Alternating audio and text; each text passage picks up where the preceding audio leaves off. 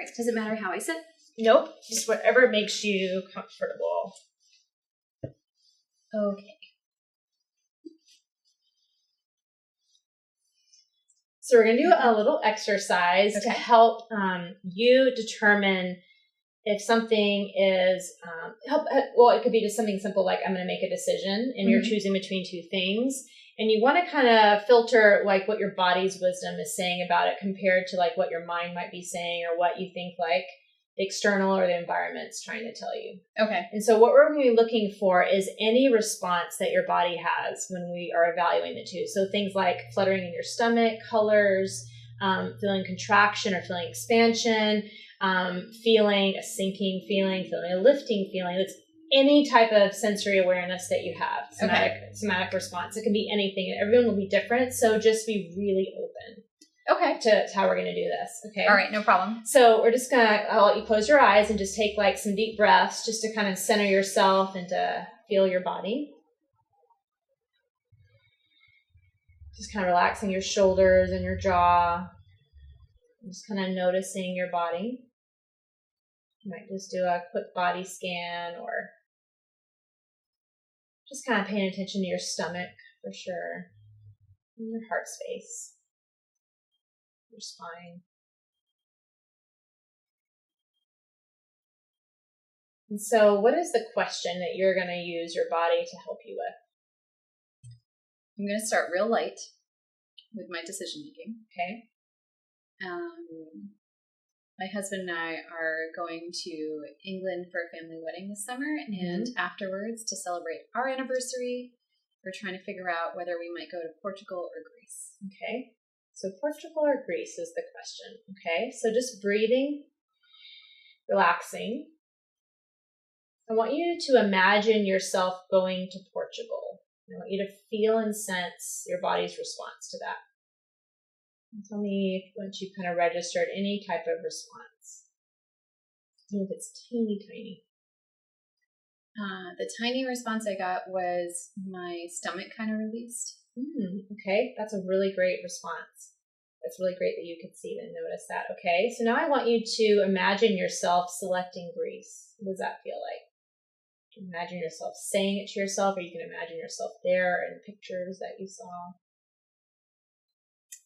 This is weird, but I kind of felt my head lift a little bit. I feel like those are both positive signs. Yeah, they're not going to be positive or negative. Which one felt the best to you? So go back and feel Portugal again. What did that feel like? Which one made you feel more relaxed? I think Portugal, but I think that I've already been kind of biased towards it. Oh, this might be confirming that. And then when you feel Greece, notice that change.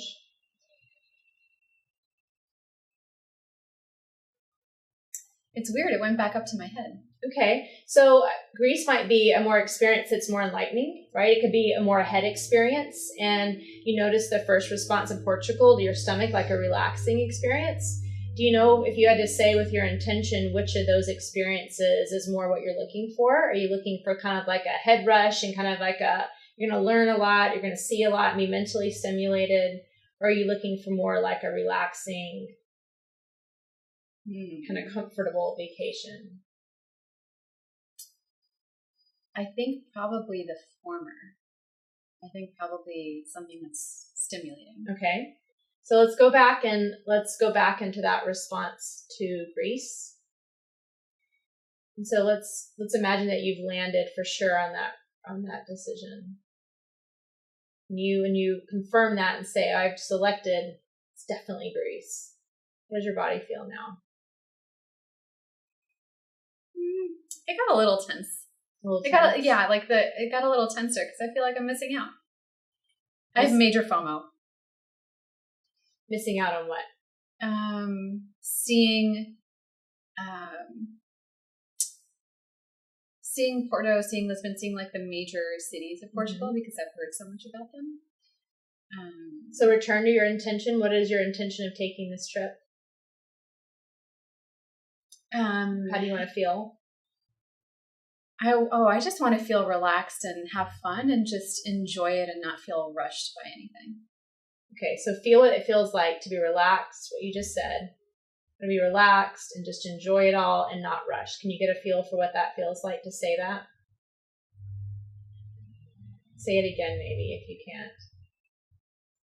I want to feel relaxed and just enjoy the food and explore the city and not feel rushed to do it all. Okay, now feel that intention, and now feel Portugal again. Does that feel close to that? Or did it shift at all? I think so. I think it felt pretty close to that. Now feel Greece.